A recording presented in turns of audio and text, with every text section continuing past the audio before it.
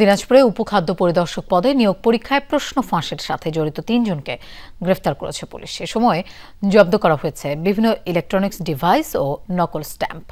দুপুরে শহরের ফকিরপাড়া এলাকার স্বপ্নচূড়া ছাত্রাবাসে অভিযান চালিয়ে দুজনকে গ্রেফতার করা হয়। এর আগে কেরি মেমোরিয়াল স্কুল পরীক্ষা কেন্দ্র থেকে পরীক্ষার্থী কৃষ্ণপদ রায়কে ডিভাইস সহ হাতে নাতে আটক করা হয়।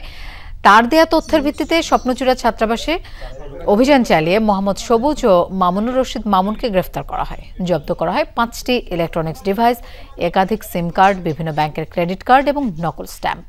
গ্রেফতারকৃত 3 জনের মধ্যে সবুজ ও মামুন স্থানীয় সরকারি প্রাথমিক বিদ্যালয়ের প্রধান শিক্ষক।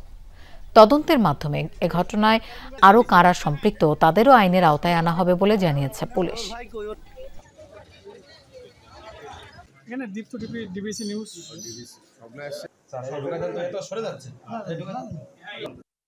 তথ্য ছিল আমাদের যে একজন পরীক্ষার্থী ডিভাইস ইউজ করে পরীক্ষা দিচ্ছে। পরে তাকে জিজ্ঞাসাবাদ করলে প্রাথমিকভাবে সে কিছু বিষয় আমাদেরকে জানায় এবং সেগুলো খতিয়ে দেখতে গিয়ে আমরা বেশ কিছু নাম পাই।